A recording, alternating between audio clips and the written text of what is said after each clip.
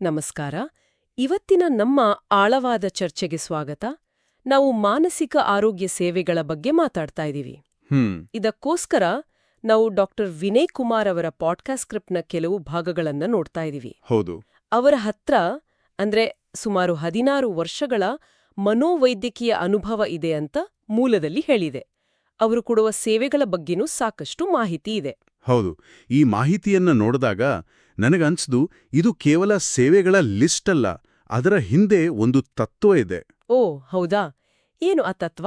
ಅಂದ್ರೆ ಮಾನಸಿಕ ಆರೋಗ್ಯಕ್ಕೆ ಮೊದಲ ಆದ್ಯತೆ ಕೊಡೋದು, ಆಮೇಲೆ ಸಮಸ್ಯೆ ಬರೋ ಮೊದಲೇ ಅದನ್ನ ತಡೆಯೋದು, ಮತ್ತೆ ಸ್ಥಿತಿಸ್ಥಾಪಕತ್ವ ಅಂತಾರಲ್ಲ, ರೆಸಿಲಿಯನ್ಸ್. ಹೌದು, ರೆಸಿಲಿಯನ್ಸ್ ಅಂದ್ರೆ ಕಷ್ಟಗಳನ್ನ ಎದುರಿಸಿ ಮತ್ತೆ ಪುಟಿದೇಳುವ ಶಕ್ತಿ, ಇದನ್ನ ಬೆಳೆಸ್ಕೊಳ್ಳೋದ್ರ ಮೇಲೆ ಫೋಕಸ್ ಇದೆ. ಇಂಟ್ರೆಸ್ಟಿಂಗ್.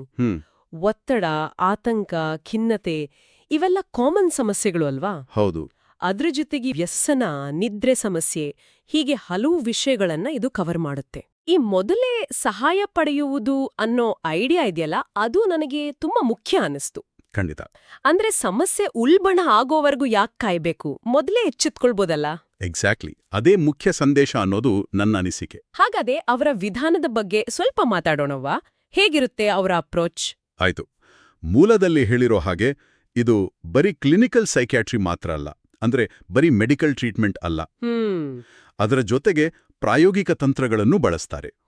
ಅಂದ್ರೆ ಡೇ ಟು ಡೇ ಲೈಫಲ್ಲಿ ಅಳವಡಿಸಿಕೊಳ್ಳಬಹುದಾದ ಟೆಕ್ನಿಕ್ಸ್. ಓಕೆ. ಸೊ ಬರೀ ರೋಗ ಲಕ್ಷಣಗಳನ್ನ ಕಡಿಮೆ ಮಾಡೋದಷ್ಟೇ ಅಲ್ಲ, ಬದಲಿಗೆ ವ್ಯಕ್ತಿಯಲ್ಲಿ ಭಾವನಾತ್ಮಕ ಶಕ್ತಿ, ಆಲೋಚನೆಗಳಲ್ಲಿ ಒಂದು ಕ್ಲಾರಿಟಿ, ಮನಸ್ಸಿಗೆ ಶಾಂತಿ, ಇದನ್ನೆಲ್ಲ ತರೋಕೆ ಹೆಲ್ಪ್ ಮಾಡೋದು. ಅಂದ್ರೆ ಒಂದ್ ರೀತಿ ಎಂಪವರ್ಮೆಂಟ್, ಸಬಲೀಕರಣ. ಹೌದು, ಸಬಲೀಕರಣ, ಅದೇ ಪದ. ಅದರ ಮೇಲೆ ಹೆಚ್ಚು ಗಮನ ಇದೆ ಅನ್ನೋದು ಗೊತ್ತಾಗುತ್ತೆ. ಆ ಸಬಲೀಕರಣದ ವಿಷಯ ಬಂದಾಗ ನೀವು ಆ ಶೂನ್ಯ ತೀರ್ಪಿನ ವಿಧಾನದ ಬಗ್ಗೆನೂ ಹೇಳಿದ್ರಿ. ಹೌದು, ಝೀರೋ ಜಡ್ಜ್ಮೆಂಟ್ ಅಪ್ರೋಚ್. ಅಂದ್ರೆ ಯಾವುದೇ ಪ್ರಿಜುಡಿಸ್ ಇಲ್ದೆ ವ್ಯಕ್ತಿ ಮತ್ತು ಅವರ ಸಮಸ್ಯೆಯನ್ನ ಹಾಗೆ ಸ್ವೀಕರಿಸೋದು. ಇದು ಟ್ರಸ್ಟ್ ಬಿಲ್ಡ್ ಮಾಡೋಕೆ ತುಂಬಾ ಇಂಪಾರ್ಟೆಂಟ್ ಅಲ್ವಾ? 100ಕ್ಕೆ 100 ಸತ್ಯ. ಮಾನಸಿಕ ಆರೋಗ್ಯದ ವಿಷಯದಲ್ಲಿ ಜನ ಓಪನ್ ಅಪ್ ಆಗ್ಬೇಕು ಅಂದ್ರೆ ಈ ತರದ ವಾತಾವರಣ ಬೇಕೇ ಬೇಕು. ಅದ್ರ ಜೊತೆಗೆ ಇನ್ನೊಂದು ವಿಷಯ ಅಂದ್ರೆ MHCA 2017 ಇದೆಯಲ್ಲ, ಮೆಂಟಲ್ ಹೆಲ್ತ್ ಕೇರ್ ಆಕ್ಟ್, ಅದನ್ನು ಪಾಲಿಸ್ತೀವಿ ಅಂತನೂ ಹೇಳಿದ್ದಾರೆ. ಓ, ಅದು ಮುಖ್ಯ. ಯಾಕಂದ್ರೆ ಅದರಲ್ಲಿ ರೋಗಿಯ ಹಕ್ಕುಗಳು, ಗೌಪ್ಯತೆ ಕಾಪಾಡೋದು. ಹೌದು, ಕಾನ್ಫಿಡೆನ್ಷಿಯಾಲಿಟಿ, ಇದೆಲ್ಲದಕ್ಕೂ ಕಾನೂನಿನ ಒಂದು ಭದ್ರತೆ ಸಿಗುತ್ತೆ. ಇದು ಅವರ ವಿಶ್ವಾಸಾರ್ಹತೆಯನ್ನ ಖಂಡಿತ ಹೆಚ್ಚಿಸುತ್ತೆ. ಸರಿ, ಈ ತತ್ವಗಳು, ಈ ವಿಧಾನಗಳು ಇವನ್ನೆಲ್ಲ ಕಾರ್ಯರೂಪಕ್ಕೆ ತರೋಕೆ ಯಾವ ತರಹದ ಸೇವೆಗಳನ್ನ ಮೂಲದಲ್ಲಿ ಮೆನ್ಷನ್ ಮಾಡಿದ್ದಾರೆ? ಮುಖ್ಯವಾಗಿ ಆನ್ಲೈನ್ ಸಮಾಲೋಚನೆಗಳು. 1.1 ವಾಟ್ಸಪ್ ಅಥವಾ ಝೂಮ್ ಮೂಲಕ ಅಂತ ಇದೆ ಅಲ್ವಾ? ಹೌದು. ಇದರ ದೊಡ್ಡ ಅಡ್ವಾಂಟೇಜ್ ಅಂದ್ರೆ ಆಕ್ಸೆಸಿಬಿಲಿಟಿ, ಸುಲಭವಾಗಿ ಸಿಗುತ್ತೆ.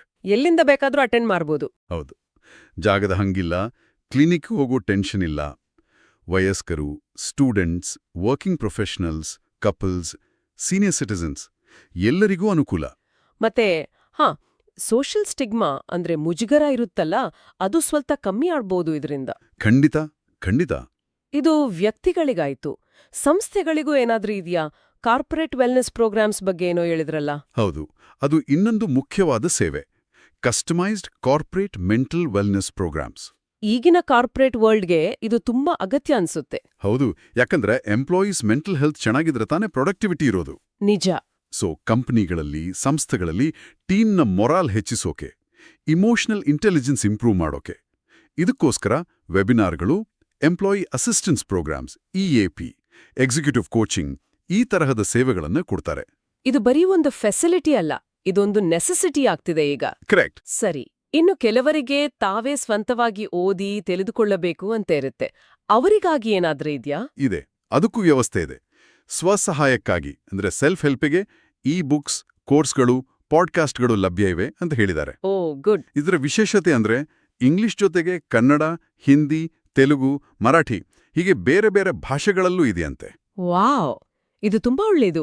ಇದರಿಂದ ರೀಚ್ ಜಾಸ್ತಿ ಆಗುತ್ತೆ. ಹೌದು, ತಮ್ಮದೇ ಭಾಷೆಯಲ್ಲಿ ಓವರ್ ಥಿಂಕಿಂಗ್, ನಿದ್ದೆ, ಕೋಪ ಕಂಟ್ರೋಲ್ ಮಾಡೋದು, ರಿಲೇಶನ್ಶಿಪ್ಸ್, ಈ ತರದ ಟಾಪಿಕ್ಸ್ ಬಗ್ಗೆ ತಿಳ್ಕೋಬಹುದು. ಇದು ಒಂದು ರೀತಿ ಸಬಲೀಕರಣನೇ ಅಲ್ವಾ? ಹೌದು ಹೌದು. ಶಾಲಾ ಕಾಲೇಜುಗಳಿಗೂ ವೆಬಿನಾರ್ಸ್, ಟ್ರೈನಿಂಗ್ಸ್ ಕೊಡ್ತಾರಂತೆ. ಯುವಜನರ ಮಾನಸಿಕ ಆರೋಗ್ಯದ ಕಡೆ ಗಮನ ಕೊಡೋದು ಕೂಡ ಅಷ್ಟೇ ಮುಖ್ಯ. ಖಂಡಿತ.